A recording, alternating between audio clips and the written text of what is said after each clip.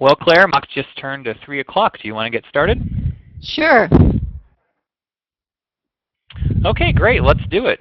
Well, good afternoon to everyone on the East Coast, and barely good morning, perhaps good afternoon if you're also on the West Coast, just about the noon hour there. Thanks for joining us for today's webinar, Don't Wing It, Social Media. My name is Stephen Shattuck, and I'm the VP of Marketing here at Bloomerang, and I'll be moderating today's discussion. And today I'm just very excited to be joined by, honestly, one of my favorite people in the nonprofit world. It's Claire Axelrad, JD, CFRE. Hey there, Claire. Thanks for joining us today. Hi. Great for you to be here. She's a fundraising consultant. She's helped many nonprofits raise hundreds of millions of dollars over her illustrious career. Claire was named Outstanding Fundraising Professional of the Year by the Association of Fundraising Professional. She also contributes regularly to Fundraising Success magazine. She's a featured expert on the Content Marketing Examiner. She also writes for Maximize Social Business about social media for nonprofits on that blog. And she's also a web and audio presenter for Next Level Nonprofits, Third Sector Today, For Good Nonprofit Webinars, Nonprofit Radio, and the Chronicle of Philanthropy. And most recently, her blog, which is a really excellent blog, by the way. If you don't read her blog, I highly suggest you do. But it was named a top fundraising blog by Fundraising Success. She also teaches the CFRE course that certifies professional fundraisers. She's a member of the California State Bar and a graduate with honors from Princeton University. So Claire, it's just quite an honor to have you. I love chatting with you on social media, love to read your blog, and I'm just really excited to have you share all your social media knowledge with the listeners here today. So thanks again for joining us.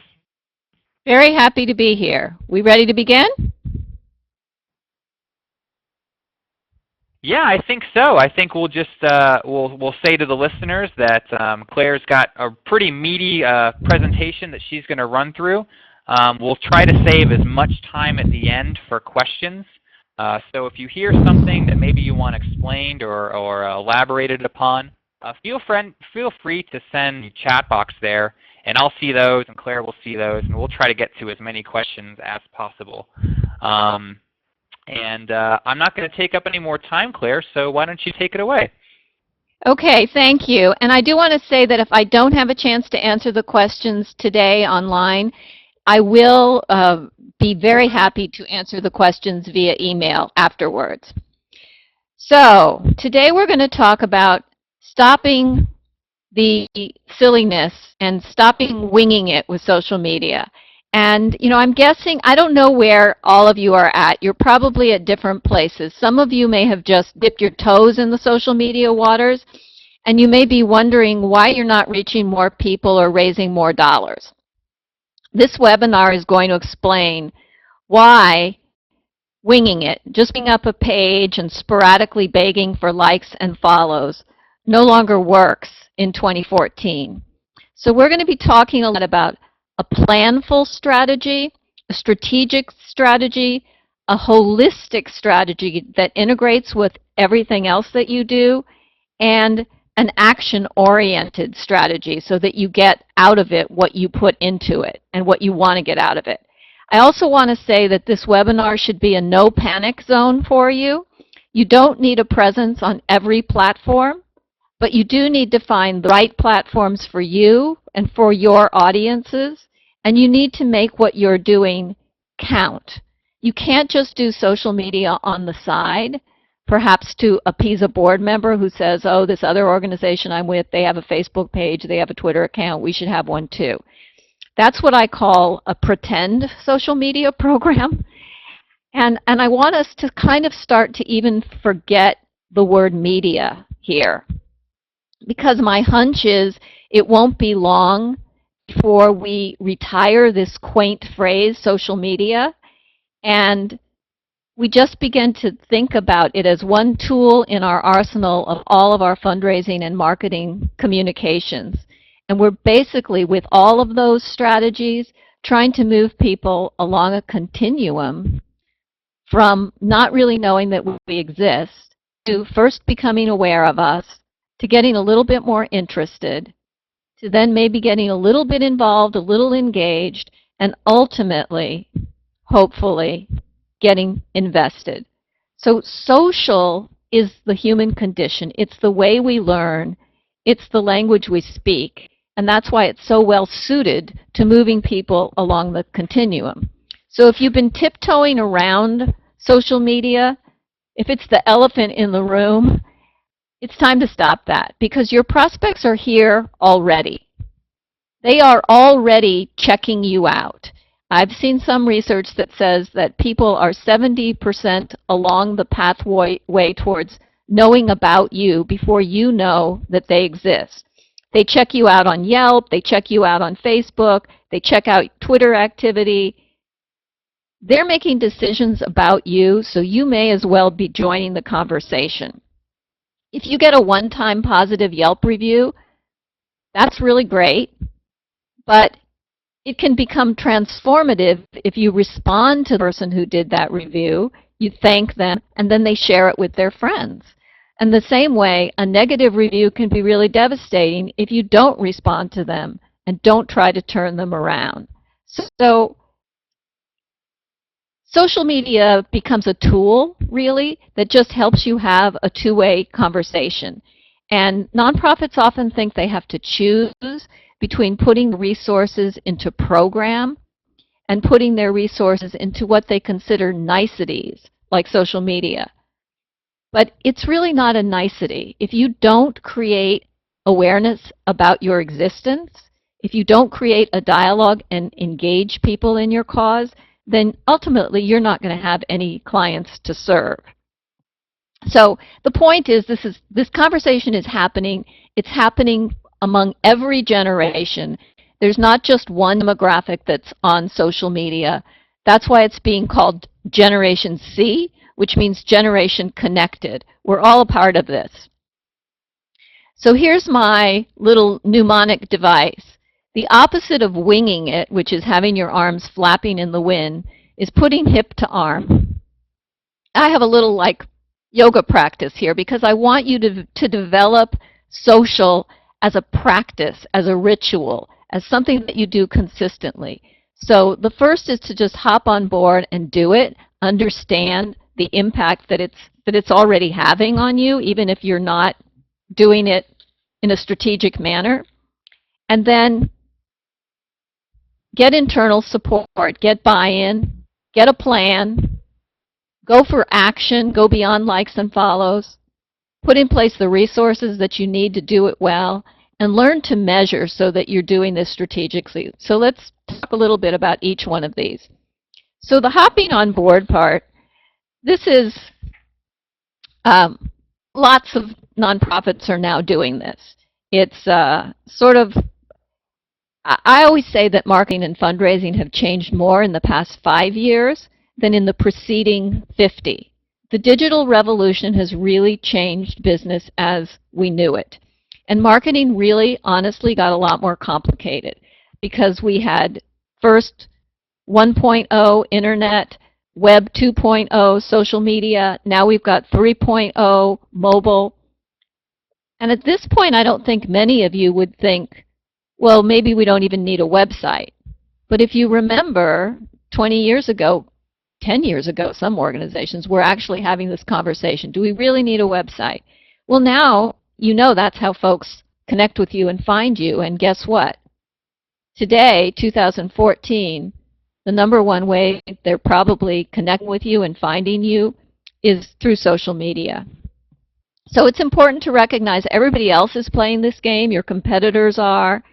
And the HubSpot did a 2013 inbound marketing report, and they found that social drives both customer acquisition and sales. So it really is working. And I just want to mention, I'm going to be mentioning a lot of resources in the course of this webinar today. I have a Hop on Board social media resource guide for you. It's 8 pages, which Stephen will send a link to you at the end of this webinar. That's yours to keep, so you don't have to take notes on all of this. I'm also not going to read every slide to you. I'm going to be talking about other stuff, but you'll get a link to this webinar as well. So 47% of Americans are learning about you via social media and online channels. So you may as well be putting your best foot forward there. 56% of those who are supporting nonprofits on the social web say storytelling is what motivates them to take action. What that says is the type of content that you put out there in social channels does matter. So you can't just slap any old thing up there. And a lot of nonprofits, I don't know if you're doing this, but they'll just say, hey, we're on Facebook now, like us. Social media engagement, when you can get people to engage, does inspire further action. And you can see 59% of people, according to this Wagner-Edstrom report, are donating money. I don't think that that's the primary reason you should be in social, but it is something that is starting to happen more and more. Again, people are giving more, and it's just like people didn't used to do online banking. They didn't used to feel comfortable with a credit card online. They didn't used to donate to charities online. But they're starting to do that more and more, and they are beginning to do social giving more online too. So you want to be positioned for it. And I don't know where you are. You may be anywhere along the continuum from my boss thinks that social media is a fad. And I actually had a boss say that to me 3 years ago. Well, that was 3 years ago. I don't hear it as much. But I do hear my boss thinks it's okay to do it, but she doesn't want to be involved. And that's really not that great, because that's sort of hamstringing your boss to not be communicating in a way that a lot of people prefer to be communicated with. I also hear my boss thinks we should do more of it because it's free. So we want to disabuse them of the notion that it's free, because anything that you're going to do well is going to take time and resources, and staff time is money. And then there's a few lucky ones who say my boss fully supports it and knows we need to hire someone to do it. And if that's you, you're very lucky. Most of you, though, have to work to get some internal support to get this sort of an institution-wide culture of social at your organization. And it's really likely that if you have social now, it's sprouted up from a few folks who liked it and advocated it, but you haven't really internalized it as something that's critically important to your fundraising and marketing goals. And if your leaders are thinking, well, this is still the frontier, it's your job to show them the mainstream bread and butter value that it has. What you don't want is social media siloed in a corner. You don't want it being attended to by the lowest level staff member or a volunteer or an intern. You want it to be effectively shared between more than one department, and we're going to talk about this a little bit more. But I guess the best example in terms of letting people know that business has changed and you've got to adapt or you're going to die is Kodak. Kodak thought that they could stay pat with their film and their analog camera empire, and they're dead now. And other dinosaurs that come to mind are records and video stores and newspapers. If you don't want to become irrelevant to your constituents, then you have to adapt and change. And, I kind of think about it as, would I refuse to text if I wanted to communicate with my teenager? No, I would have to learn to text. Otherwise, I would never communicate with them because they don't use the phone. So we really have to sort of use what people are using. 20 years ago, people wouldn't have said, I'm only going to, communicate through the mail. I'm not going to ever pick up the phone. And that's really all it is. It's just a tool. So I want you to move social front and center. I don't know why that little move just fell off the corner there, but move it back front and center. I would advise building some kind of a social task force. This is like a team that will meet regularly and discuss what kind of content do you want to put up through social channels? Where do you want to repurpose that content? When are you going to put that content out there? Where are you going to put that content? And remember that your constituents don't care about your departments. They don't care about marketing versus fundraising versus IT versus volunteer department. They see only one you. So you don't want a lot of people sending out random tweets or posts that are not communicating with one another. Not only are you bombarding people in a funny way, but you may be doing different kinds of messaging, maybe using different kinds of voices, and that kind of plays a lot of havoc with your brand. So you want to get this very integrated. And as you meet together as a team, you also source the wisdom of your crowd about all the things that you have that could be interesting to constituents out there. Lead with relationship building, not technology. When you're trying to talk to your boss, don't let them think that this is just about technology, because then people tend to think, it's kind of peripheral. We don't need to buy one more piece of software. And it's really not about that. It's essential. It's about transforming the marketing mindset to, this is not placing an ad. This is not spinning the news. This is developing relationships with people. Like, we can really talk to them. We can really find out about them. Your constituents want to be invited in. They want to be taken for a ride. They really want a connection with you. So now you're ready to hop on board, but you have to pick the right boarding platform. Creating social media accounts is very easy. You can just slap one up. But what one you select, or which ones you select, and how you use them, it's what's important. Which brings us to creating a strategic social plan. And you want it to integrate with all your other marketing and fundraising strategies. So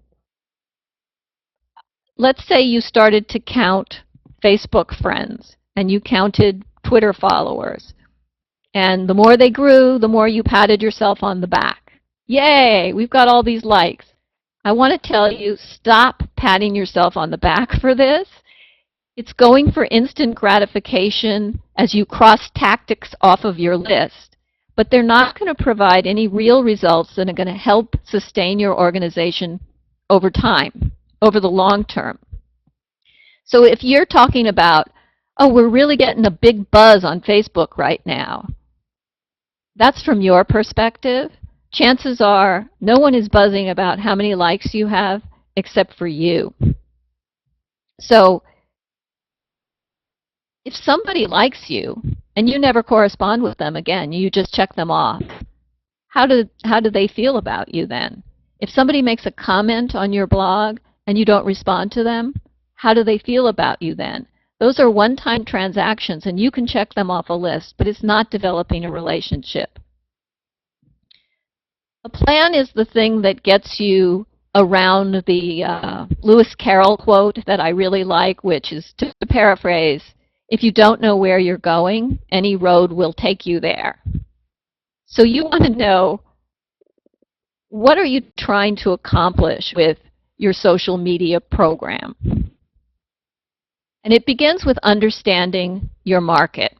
Who are you trying to reach? People really come before technology and tactics. So, are your folks Mac people or are they PC people? You have to do some research and figure out who you're writing for, because otherwise you're just kind of shouting out into the ether. And one strategy is to develop what are called personas. And we don't have time to go into the whole dog and pony of how you develop personas here, but I do have some really good links in my resource guide for you. of how to do some personas. There's a downloadable workbook from SocialBrite. There's some good templates and articles. But basically, you're trying to figure out a demographic, a lifestyle, interest, who influences these people, their personal goals. You put a name to them. And you actually could put a picture on the wall. This is one of our target markets. It's Heidi. She's a soccer mom. She's got 2 kids. She keeps a Pinterest board. You do all of that, and you kind of try to understand who are these folks. And then you create your own persona. What is your personality? What's your authentic voice? And then your goal is to try to match your persona to the personas of your constituents. You may have a different voice in different channels. In LinkedIn, you might have a professional voice. In Facebook, you might have more of a familial voice or even a flirtatious voice. So that's a great exercise to do to help you know who you're talking to. The next thing in your plan, and this is really, really important, is building a content strategy. It's a whole huge topic unto itself, but quick review. Before we get to talking about the specific content, let's talk about the promotion channels, because no matter how great content you have, it's a terrible thing to waste it. So you have to select the promotion channels where most of your people are. And all channels aren't created equal, nor are they equal for every organization. So don't just pick one because a board member suggested it or because it's what you use at home and you like it personally. My advice is to begin with a blog. You're beginning with your website. A blog is like a supercharged website, and you can have the blog right on your website. I love, love, love blogs. I have a whole webinar on blogging for nonprofits that you can download for free on my website, which is clarification.com. Clarification spelled with an I, like my name. And the reason that I like blogs is it sort of forces you to get into the habit of creating consistent, fresh content. And it's not a brochure. It's so much better because we never used to know if people read our brochures or not, or what inside the brochure resonated with them. But with a blog, you know. If you've got analytics installed on your blog, you can tell. And you can actually ask people what they think. So it's just a really cool way to begin to build relationships and learn about what other people think. So I think of a blog as the home for your content, and you can leverage whatever content you make for your blog everywhere. You can leverage it in your e-news, in your newsletter, your hard copy newsletter, your annual report, your grant proposals, your campaign appeals. It just gets you into this consistent practice of fresh content creation. Then add email, because email is what gets your message heard, and it's still the #1 way that folks get information online. It may not sound as sexy as some social channels, but it's very, very important. And then one social media channel, because that's what gets your message shared. Email is not a particularly collaborative tool, which is why you have to go beyond it. But you don't need to be everywhere, and that's where I'm saying don't panic. You have to be somewhere, but it's better to go all in one channel that's really going to work for you than to be half-assed in many. Remember, this is social media according to a plan. And if you don't have a plan, your strategy kind of sucks. So where do your personas hang out? That's really where you want to be sharing. Next is to build your content calendar. And again, in my resource guide, I'm going to give you links to a number of different templates for building content calendars. There's no one way to do it. You just want a system that works for you. But start small and grow slow and steady. Too often marketers think, oh, I'll just throw up something everywhere. I'll post here, I'll post there, everywhere, I'll have great stuff. And then they find they can't keep up the pace. And the result is Facebook pages with no content, Twitter accounts that haven't had a message in months. And all of that looks really bad to the audience that you started to want to impress in the first place. So you want to avoid a passive profile like the plague. And one of the ways to make sure that you stick to a schedule of getting content out there is by calendaring it. And that means specific times that you're going to curate, look for content, create content, and promote the content. So you want to keep a running content ideas file. Content is king. I know you've heard this. It's so true. It's really your most important fundraising marketing tool. And I have found for my own blog that content trumps everything. It doesn't matter so much the time of day, the day of week, whatever you post it. If it's interesting, if it's what your constituents want to know about, if it's entertaining, people will find your content. So you already have a lot of content. You've got a lot of program stories. You've got client stories. There are news stories that probably are related to what you're doing. And you've got program stuff that has universal appeal that you can put together. Like if you're an agency that serves seniors, you could put together a tip sheet on how to keep seniors safe. If you're anybody, you could put together a reading list of recommended reading on your subject. You could put together a list of recipes from your staff or your clients. Just stuff that is going to make people go, huh, that looks interesting. And then you become valuable to them. You can do contests on your blog. One of my clients won Justice. They're a justice organization, and they put a contest for what's your favorite justice movie? And they gave a water bottle as a prize. They got more engagement on that than they had on any previous post. So they continued. They did what's your favorite justice song? What's your favorite justice quote?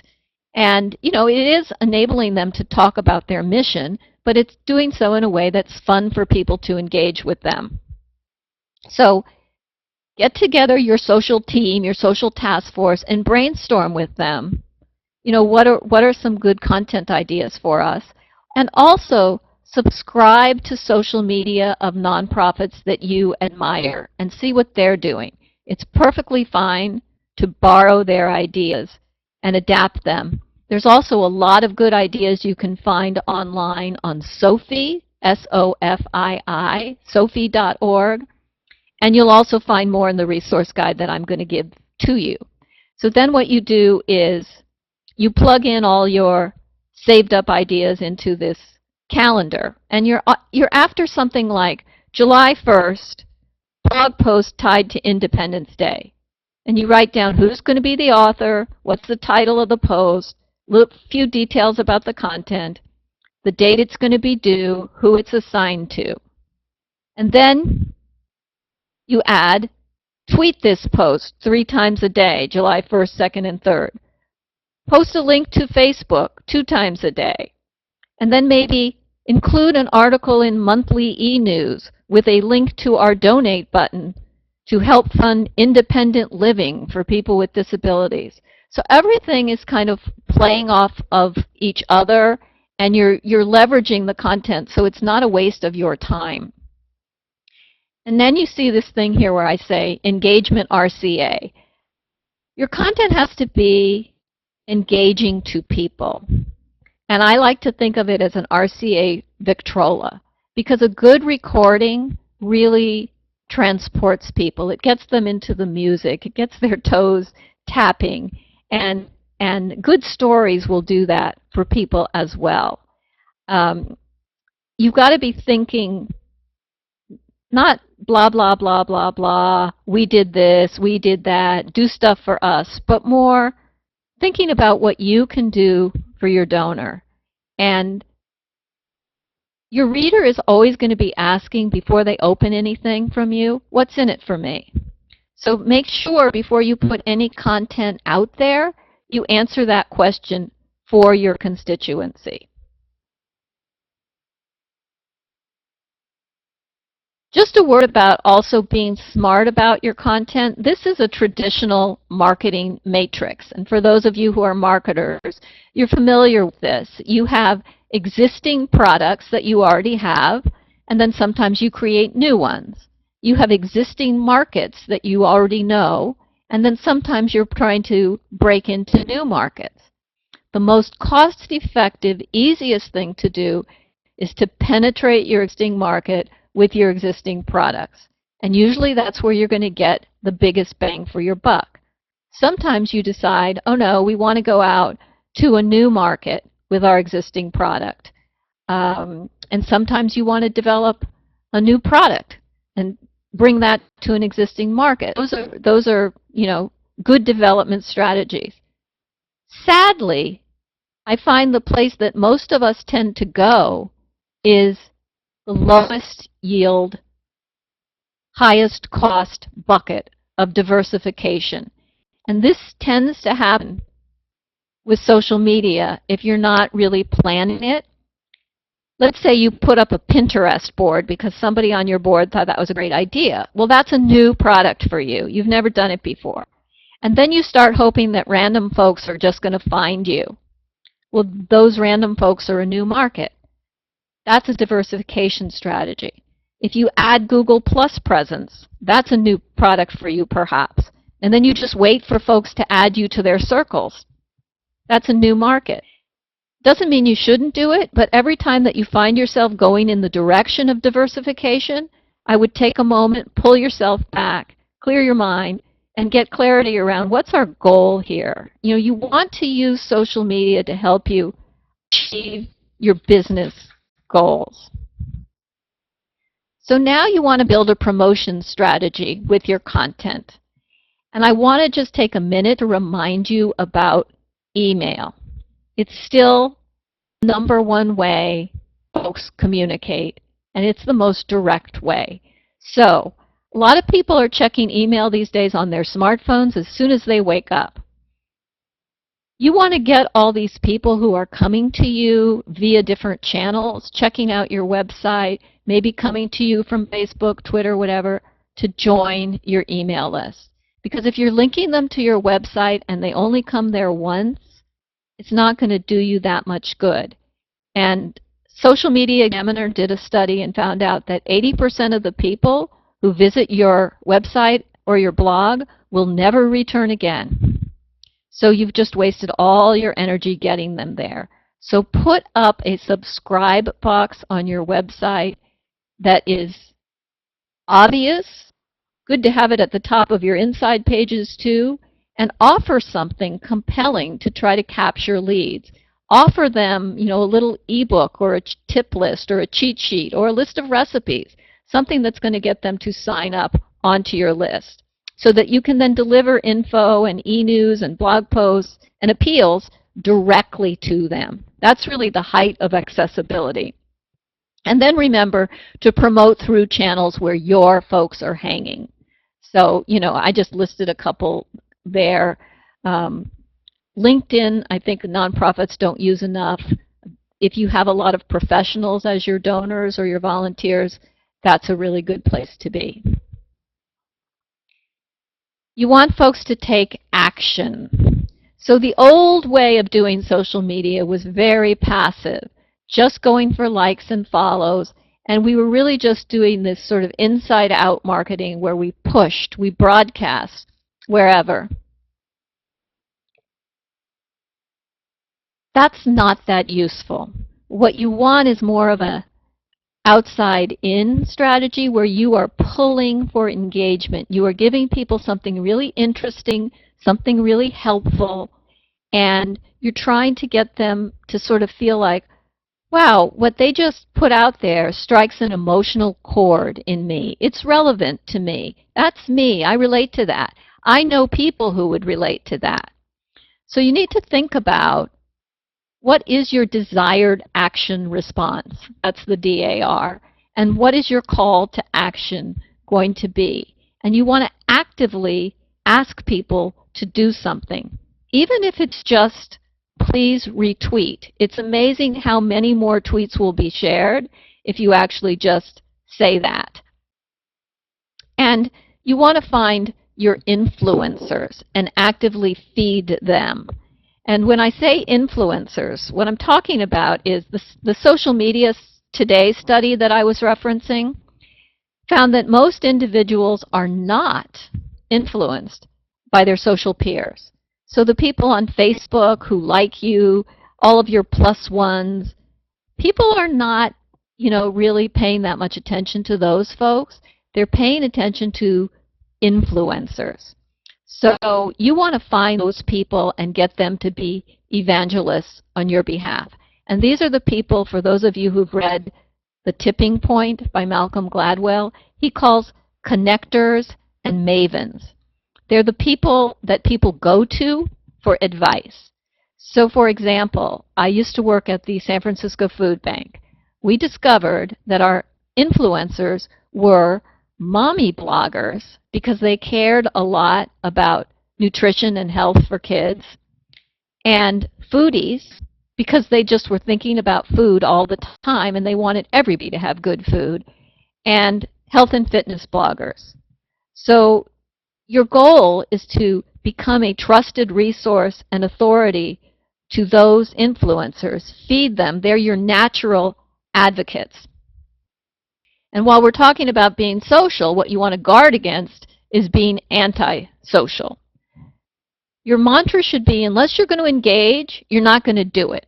So you don't want to ask people to retweet you and then ignore them. If they ask you, do the polite thing and say, thank you.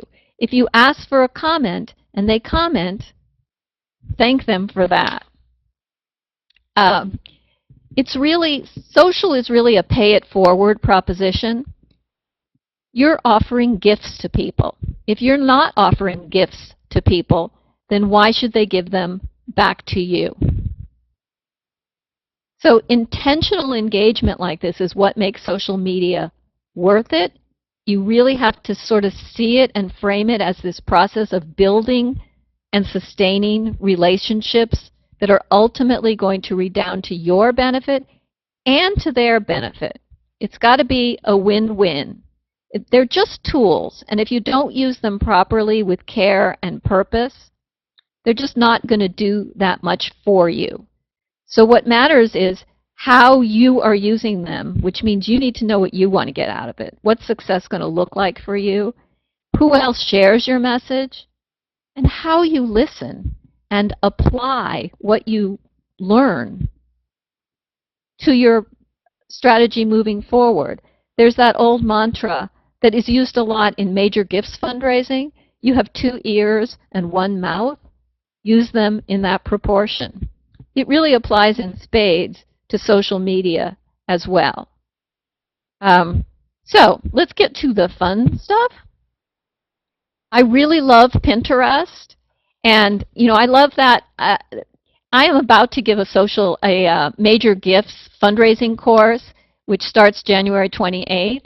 And if anybody is interested in it, check it out on my website today, or I think Stephen's going to send you a link because the last day for early bird registration is today. But I actually think you can use social media a lot for major gifts, both as research and as a way to do moves with people. And Pinterest is just a fabulous source of research because I can go find out stuff about my major donor prospect that I never even knew. I just looked on somebody and found that they had a whole architecture board on Pinterest. And I thought, whoa, is that useful? Because they're about to do a capital campaign, and here's this person that we now know is very interested in architecture. But Pinterest is a very visual kind of forum, so you need kind of nice images, and you need to kind of key into trends on Pinterest. Do-it-yourself craft is a big trend.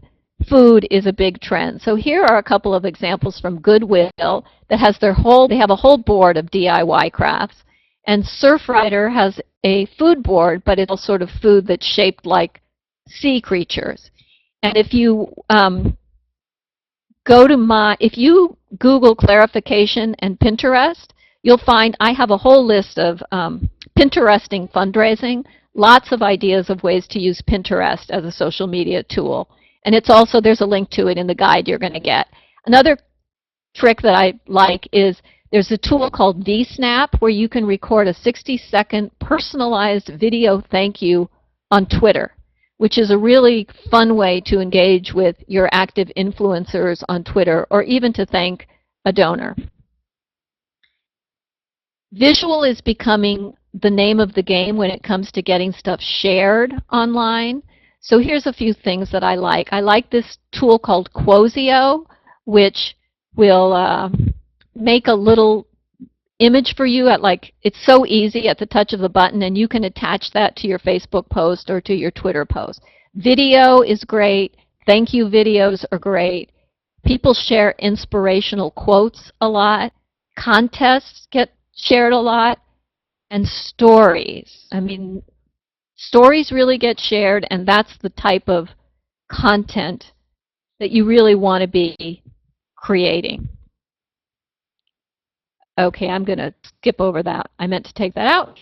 Okay, talk about resources. What resources do you need, and how do you find them? They really are a precondition to getting into the social media game. If you don't have a ball and a bat and 9 players per side, you can't play Major League Baseball.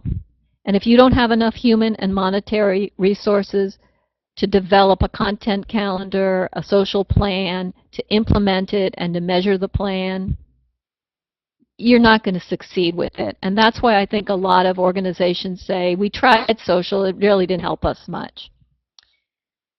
Like Goldilocks, you want to get it just right. Not too much, not too little.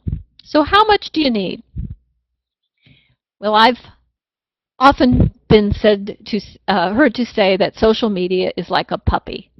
If you're going to get one, you've got to care for it or it's going to die. A little dab of social media is not going to do you.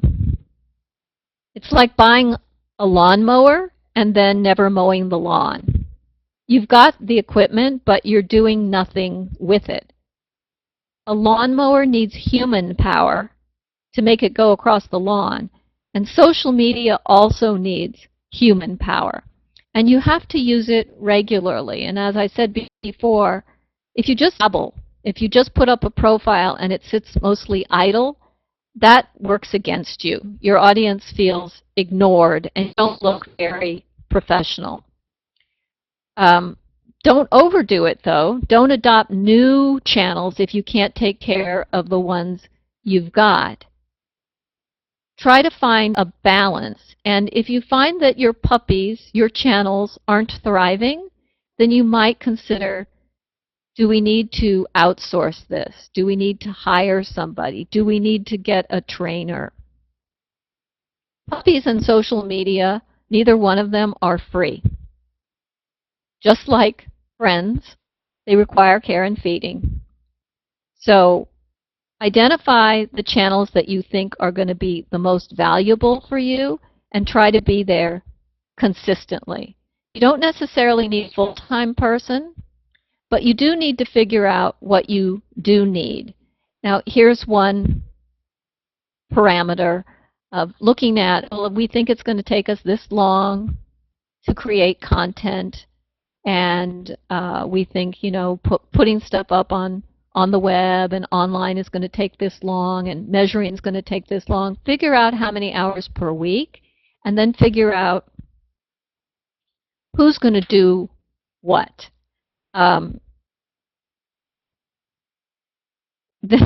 Sonia Simone of Copy Blogger, if you've ever read her, she's quite funny, and she's developed this law, nothing takes care of itself. And what she says is 90% of websites are wretched, 90% of Facebook pages are wretched, 90% of content marketing programs are wretched, and 90% of social media-based customer support is wretched. So, if you're not yet doing a really good job, you're in a lot of company. I wouldn't say it's good company, but We can all do a better job. And what we need to do a better job are people who get it, people who get the rules of social engagement. So you do need to have somebody on your staff who understands how to translate social engagement into business success. And I would commend to you 2 books by Beth Cantor and Katie Payne, The Network Nonprofit and Measuring the Network Nonprofit. I've got links to them in my guide, and they're very comprehensive and tell you a lot about how to do this and how to measure it. But just a brief word on measurement. You want to be very smart about how you're measuring return. You need to know, what is success going to look like for us? We'll go through these briefly, one at a time. You want a very specific, meaningful measurement that goes beyond likes and follows. So get internal agreement on what you're going to measure. You know, what audiences are you going to track? What are your goals? What will success look like for each different campaign or for each different platform? And the easiest thing to use is Google Analytics. If you have that installed on your website or your blog, it pretty much puts this measurement process on autopilot. And all you have to do is execute your strategy for 30 days, say, and then see which social networks are driving the most traffic to your site, and which types of content are people consuming the most. And that way you can tweak your strategy. You'll know where to focus, and you'll also know what type of content to create. Measuring the right things. So there's short-term metrics and there's long-term metrics. And it's very important to also include the long-term. So let's say your goal is to mobilize support for an online advocacy campaign that you've got, and you want folks to come to a rally, an event. So you've decided to target your donors, farmer staff, and members. And the tools you've decided to use are Facebook, Twitter, and your blog. Okay, so the short-term things, the transactional things that you might look at are the number of likes, the number of retweets, the number of people who view your blog, etc. You want to go beyond that. And I think the most common mistake that nonprofits make is emphasizing the short term, emphasizing the number of fans you have over other markers that are more valuable. And that tends to be symptomatic of the larger problem which we've been discussing today, which is viewing social as just one more mass medium through which you can push content. Liking is passive. Engaging is active. It's very much like looking at a donation, a first-time donation, as the end of the road, when it's really just the beginning. Because a one-time donation is a transaction.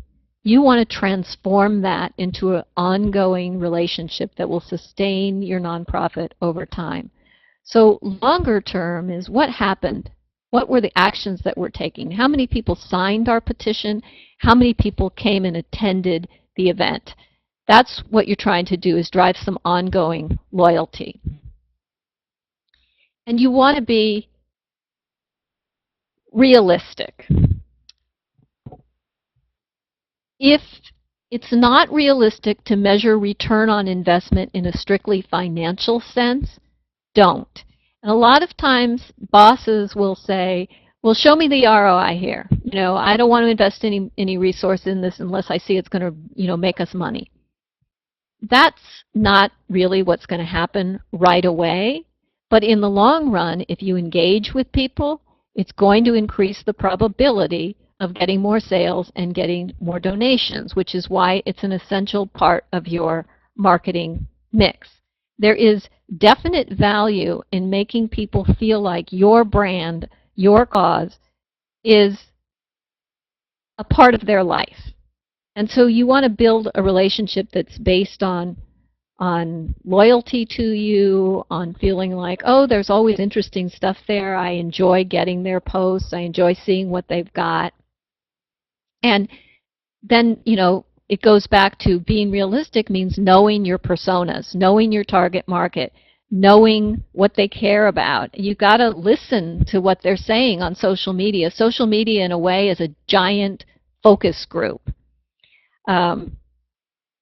So one example that I think of is one time when I was at the food bank, we got 18,000 new likes in a weekend. And I was so excited. But it was from this online game that we were playing where folks were given the opportunity to buy this chest. It was Kingdoms of Camelot, I think it was called.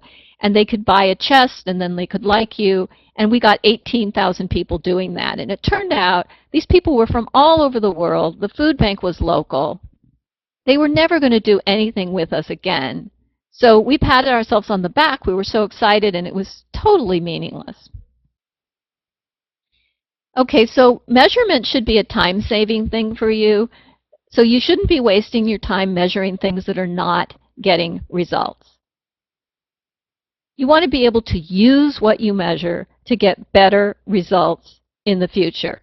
So if you get good conversions from your Facebook posts, do more of that. If you get good ones from tweeting, do more of that.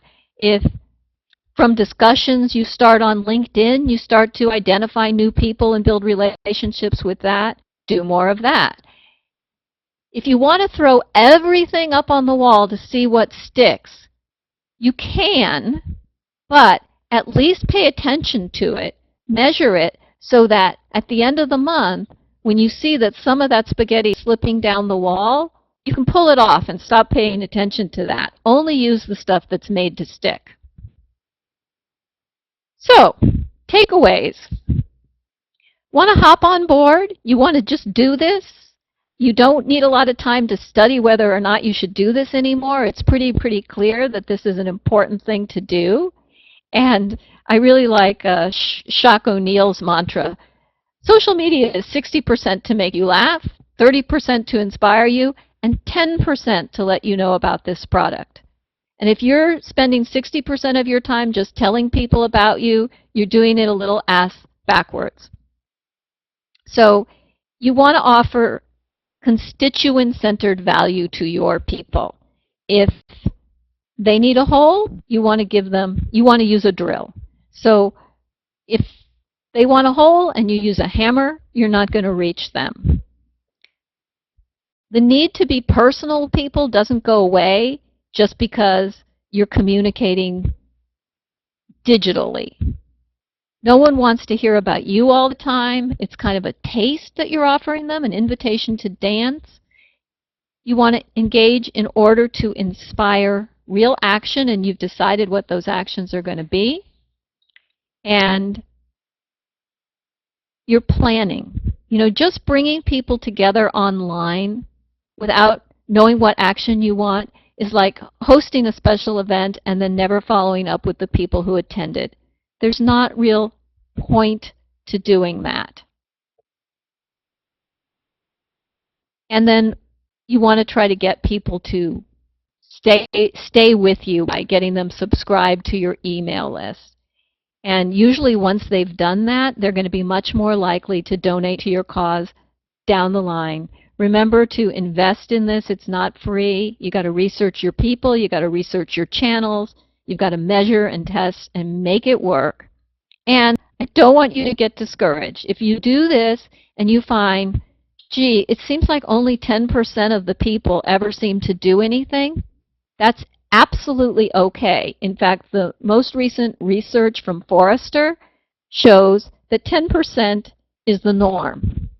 As long as you're being thoughtful every step of the way so that you can reduce barriers to action, make it easy and entertaining and meaningful and satisfying for folks to engage, as long as you're going beyond this concept of like to more the concept of the customer experience, you're going to be great. Because getting a single like, a single donation is not going to build you over time. It's what happens next and next and next that makes the difference. Thank you. And do we have a little time for questions?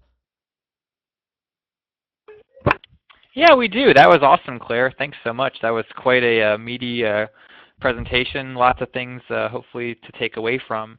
We've got about probably 4 or 5 minutes. We can maybe do a couple questions. There was a lot that came through in the chat room. Claire, the one that I saw that popped out at me is someone was wondering your opinion on tools like Hootsuite. Do you use Hootsuite? Do you use anything else to kind of manage all of your channels there? Yeah, I think Hootsuite can be a good tool. If it is another one, but I wouldn't rely on those automated things entirely. I still like to take a look at my Twitter feed and respond personally to people. I start to kind of get a sense of the people who interact regularly, and I really want to call them by name. And also, if you're going to use a tool like Hootsuite or Ifit, where you're regularly responding or tweeting other people's posts, you might want to switch it up so that, you know, for a 2-week period you do some people, and then the next 2-week period you do other people, so it doesn't look so automated, because then people start to not value it so much. It makes a lot of sense. I totally agree. And there was a question that's kind of along the same lines from Robin, and she was wondering what the best way is to ensure one voice for your organization. So maybe if you have a couple people in the org, managing the social media, obviously those two people may have different personalities and voices. What advice would you have for keeping that brand voice consistent? Well, again, that's where your social team comes into play. This is something that you should be really doing holistically as a group. And so I really advocate doing this persona exercise where you kind of sit down, and some of the kinds of questions that I like to take people through are like, if we were a car, what car would we be? If we were a piece of clothing, what piece of clothing would we be? And it's really interesting to see what people say. And so, let's say they come up with a Volvo, and you say, okay, well, what does that mean? Well, we're very safe, we're conservative, we're reliable. So you want to come across with a very reassuring type of voice, if that's who you are. Maybe you're a Maserati, maybe you're a little risky and sexy, and then your voice is that way. Get everybody in your organization on page with, this is our voice here. And you can have different voices in the different channels, depending on who your audience is there. Just make sure that everybody's on board with what that is. Great, that makes a lot of sense for sure. Well, we've got about a couple minutes left, and I want to leave a few minutes left for some housekeeping things. I know we didn't get to a lot of questions. There was just so much good information from Claire. So Claire, can you tell folks a little bit about how they can get in touch with you if they have further questions, or maybe want to learn a little bit more about your practice and all the good things you do? Sure. Well, you can reach me at clarification.com, and Claire is C-L-A-I-R-E, and clarification is also C-L-A-I-R-ification. And again, I am offering this major gift course that starts the 28th of January, but today's the last day for the early bird, so I encourage you to go on to my site and just take a look at the syllabus and see if that's interesting. I think it's a really great course, and a lot of people don't understand that you can use social media for major gifts as well. It's one more reason that a lot of people think, oh, it's just this little marketing thing, it's fluffy, we don't need it so much, we'll put that on the back burner. And really, it's a meaty thing if you use it well.